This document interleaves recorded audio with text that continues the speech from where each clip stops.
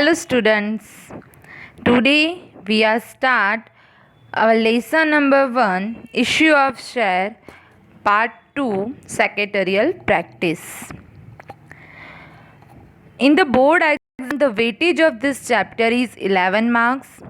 One question from section 1, one is section B, C, D and E.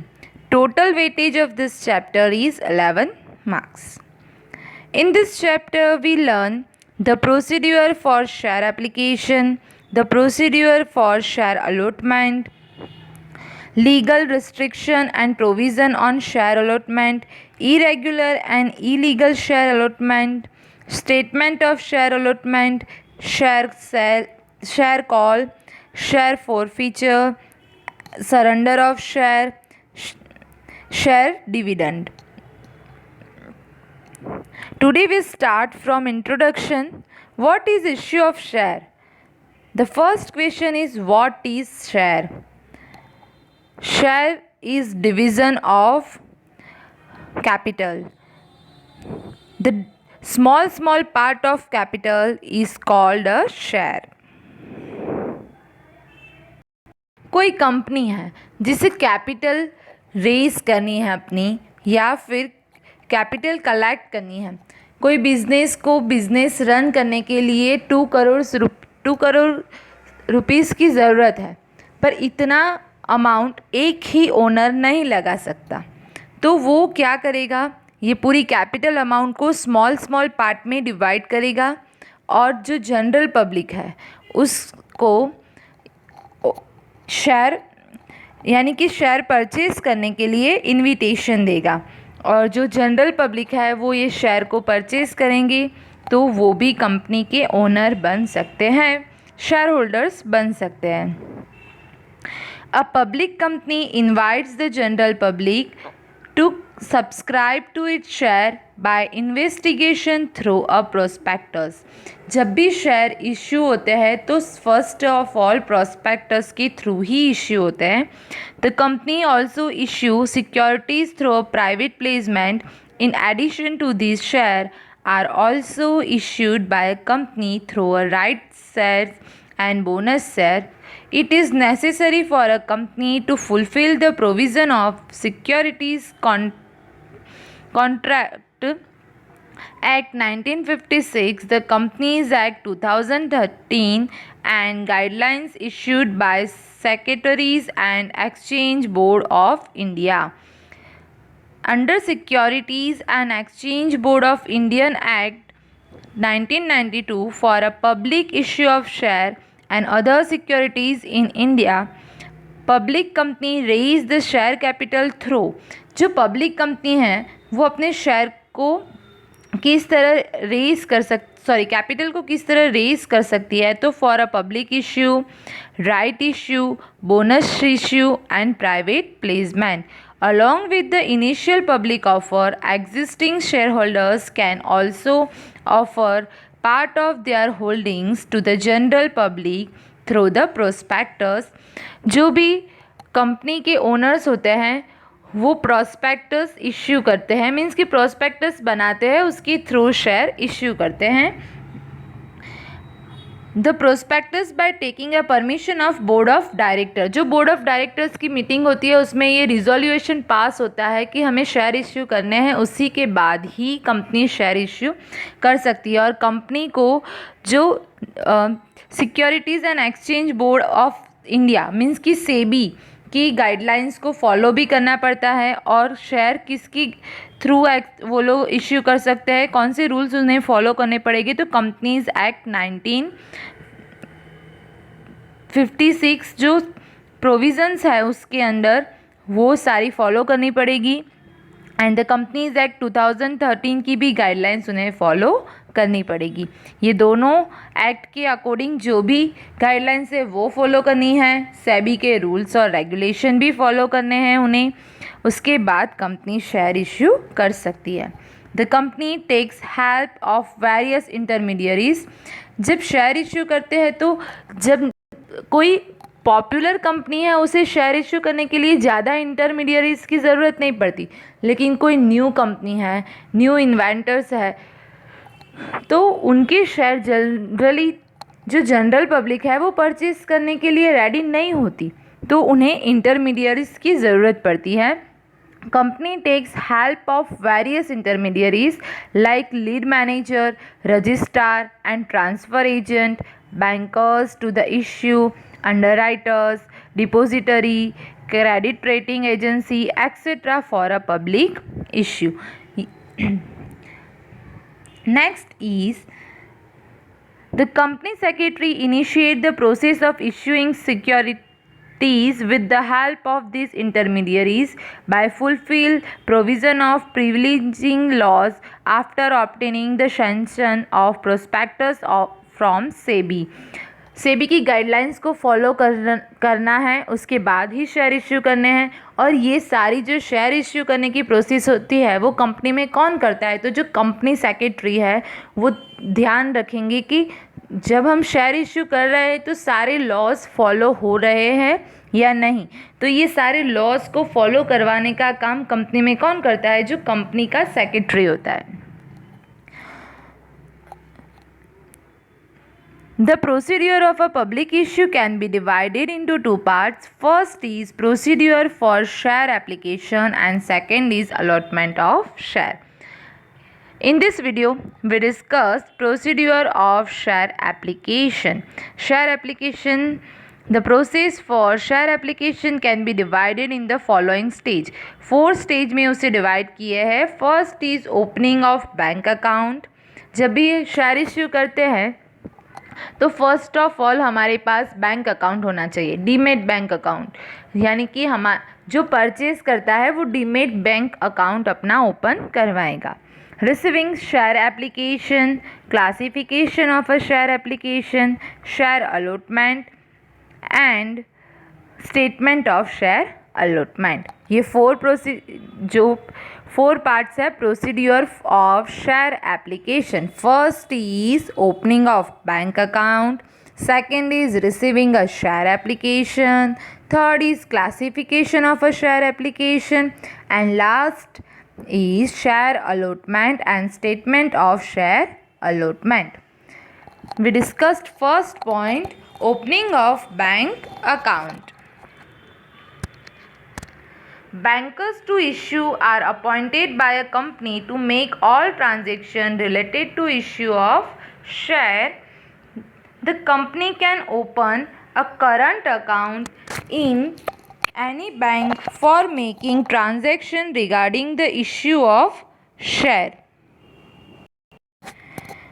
This is known as a escrow bank account, यानी कि जो company account open करवाएंगी, जो भी share allot किए हैं, share application की जो भी मनी रिसीव करेगी वो एस्क्रो बैंक अकाउंट में रिसीव कर सकते हैं. वो मीन्स कि कंपनी के अकाउंट में वो जमा होगी नहीं, क्रेडिट होगी नहीं शेयर एप्लीकेशन की अमाउंट. जब अलॉटमेंट की बारी आती है तभी शेयर कि जो अमाउंट है वो कंपनी के अकाउंट में क्रेडिट होगी. तब तक ये अमाउंट कहाँ पे रहेगी, एस्क्रो बैंक अकाउंट में. यानी कि जो परचेज करते हैं शेयर वो डीमेट अकाउंट ओपन करवाते हैं, और जो इश्यू कर रही है कंपनी या फर्म, बिजनेस, तो वो अपना कौन सा अकाउंट ओपन करवाते हैं, escrow bank account. Latest guidelines of SEBI, share application can be made through ASBA. Application supported by blocked amount. Means कि यहाँ पे जो भी अमाउंट शेयर एप्लीकेशन की आई है वो ब्लॉक हो जाएगी. कब तक ब्लॉक हो जाएगी, जब तक शेयर अलॉटमेंट नहीं होता तब तक. According to ASBA procedure, the share application money is blocked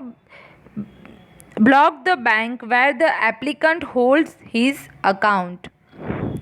The money remains blocked till the share allotment done. Application money is transferred to the company's account. The money for application rejected remain in the applicant's account.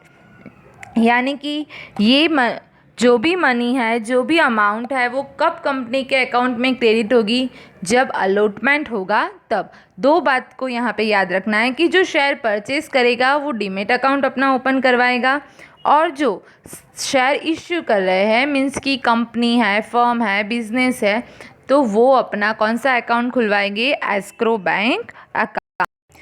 Second is receiving share application. पहले हमने bank account open करवाया, अब हमें share application की जो amount है वो receive करनी है। Once the prospectus is sanctioned by SEBI, the company gives advertisement in newspaper and publicly announce the period during which the public of will remain open for public subscription. Means कि हमें share application की money कैसे मिल सकती है, company ने भी bank account खुलवा के रखा है, जिसे परचेज करना है उसने भी बैंक अकाउंट खुलवा के रखा है, लेकिन जब तक कंपनी शेयर इश्यू नहीं करेगी तब तक कोई परचेज नहीं कर सकता, कुछ सेल नहीं हो सकता। तो फर्स्ट ऑफ ऑल वो लोग क्या करेंगे, न्यूज़पेपर में एडवर्टाइजमेंट देंगे, पब्लिकली अनाउंस्ड करेंगे, अपनी जो मनी है, टर्म्स एंड कंडीशन है, वो सब कुछ पब्लिश करेंगे। Investor will deposit the duly filed in the share application form along with all details, signature and copy of PAN card to broker who manage to deposit the application forms or to bank recognized from ASBA process। Means कि जो applicant है जिसने share purchase करने के लिए अपनी application amount दी है, वो अपनी जो सारी डिटेल्स है, पान कार्ड की, सिग्नेचर और जो फॉर्म भी सबमिट करने होते हैं, वो सब कुछ अपने ब्रोकर को बताएंगे। और जो ब्रोकर ये पूरी अकाउंट को मैनेज करता है वो कौन से रूल्स रेगुलेशन फॉलो करेगी, जो ASB ने दिए हुए हैं। So that the share application money can be blocked in the respective bank account of applicant. ये जो अमाउंट है वो थोड़े टाइम के लिए ब्लॉक हो जाएगी जब तक शेयर हमें अलॉट नहीं होते हैं। After receiving end blocking share application money, the bank informs the same registrar of the companies and only those applicants. Means कि यहाँ पे एप्लीकेंट के अकाउंट में उसकी जो एप्लीकेशन मनी की अमाउंट है वो ब्लॉक हो जाएगी। तो ये इन्फॉर्मेशन किस लोग को मिलेगी, जो एप्लीकेंट है वो और जो कंपनी है उसे। of which the application amount is blocked and handed over to lead manager of the company by banks. Now, third is classification of share application. First हमने क्या देखा, opening of bank account. Second one is receiving share application. Fourth is classification of share application. First हमें क्या करना है, अपना bank में account खुलवाना है। अगर हम कंपनी है तो एस्क्रो अकाउंट खुलाएंगे, और अगर हम एप्लीकेंट है तो हमारा डीमेट अकाउंट होगा। फिर जो शेयर एप्लीकेशन की मनी है वो थोड़े टाइम के लिए हमारे अकाउंट में से ब्लॉक्ड हो जाएगी जब तक हमें शेयर अलॉट नहीं होते। और ये डिटेल किसको मिलेगी, जो एप्लीकेंट है उसे और जो कंपनी है उसे।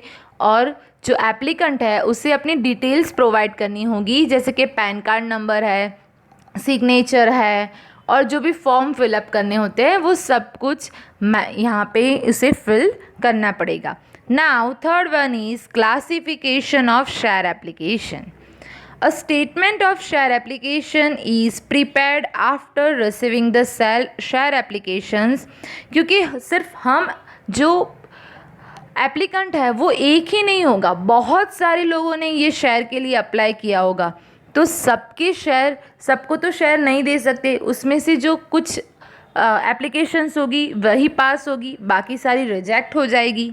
Application with incomplete information are rejected. जिसने पूरा फॉर्म नहीं दे भरा होगा या कुछ भी एरर रह गई होगी तो उनकी जो फॉर्म एप्लीकेशन है वो सब कुछ क्या हो जाएगी, reject. Application qualifying for share allotment are classified into various categories of investors as per SEBI guidelines। यहाँ पे SEBI की सारी गाइडलाइंस कंपनी को फॉलो करनी पड़ेगी। First is retail investor. यहाँ पे 10% रिटेल इन्वेस्टर के लिए रिजर्व्ड होता है कि जो भी शेयर इश्यू होंगे वो फर्स्ट 10% किसे जाएंगे, रिटेल इन्वेस्टर्स को। Second is non institutional high net worth investors, third is institutional investors, fourth is employ of the company. ये जो शेयर है एप्लीकेशन है, फर्स्ट प्रायोरिटी किसे दी जाएगी अप्लाई करने के लिए, रिटेल इन्वेस्टर्स को, फिर non institutional high net worth investors को, third is institutional investors and fourth is employ of the company. It is necessary to reserve 10% of share issued for retail investors. जो भी शेयर इश्यू हो गए उसमें से 10% किसके लिए रिजर्व होगा, रिटेल इन्वेस्टर्स के लिए। Now fourth is share allotment and statement of share allotment.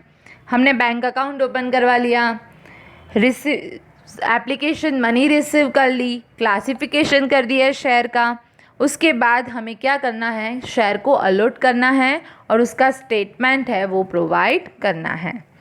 The number of application received in each category is compared with number of share to be allotted in their respective category। क्योंकि एक ही person तो applicant नहीं होंगे, बहुत सारे लोग होंगे जिसने शेयर के लिए अप्लाई किया होगा। Allotment is finalised in consultants with the company secretary, lead manager to issue and respectives of the recognised stock exchange. The price of share allotted is transfer from the amount blocked under ASBA to the escrow bank account of the company. Applicants are informed about the share allotted or not through SMS and email। किससे share allot हुए हैं किससे नहीं हुए, ये information वो लोग कैसे प्रोवाइड करेंगे, SMS या फिर ईमेल के through. By the stock exchange and depository participant, the company also informs about the allotment of shares to registrar of the companies and SEBI। यहाँ पे जो शेयर एप्लीकेशन मनी मिली या शेयर अलॉट किए, ये सारी इन्फॉर्मेशन उन्हें किससे देनी पड़ेगी, रजिस्ट्रार और जो register of the companies and SEBI, ये दोनों को सब कुछ इन्फॉर्मेशन बतानी होगी कि किसे उन्होंने शेयर अलॉट किया है, किसके शेयर रिजेक्ट किया है, क्या रीज़न है रिजेक्शन का, और जो एप्लीकेंट है उन्हें SMS के थ्रू भी सारी डिटेल्स देनी है, और register of company and SEBI को भी इंफॉर्मेशन प्रोवाइड करनी है। ये पूरी प्रोसेस क्या हुई, procedure of a share application. हमें अगर शेयर के लिए एप्लीकेशन देनी है तो कैसे देंगे, फर्स्ट हम क्या करेंगे, opening a bank account, receiving a share application, classification of share application, and last is share allotment and statement of share allotment. We have done this lecture, the procedure of share application. In the next lecture, we discuss the procedure for share allotment. आज हमने share application की procedure के बारे में देखा। अब next lecture में हम प्रोसीड्यूर फॉर शेयर अलॉटमेंट के बारे में डिस्कस करेंगे। Thank you, good bye.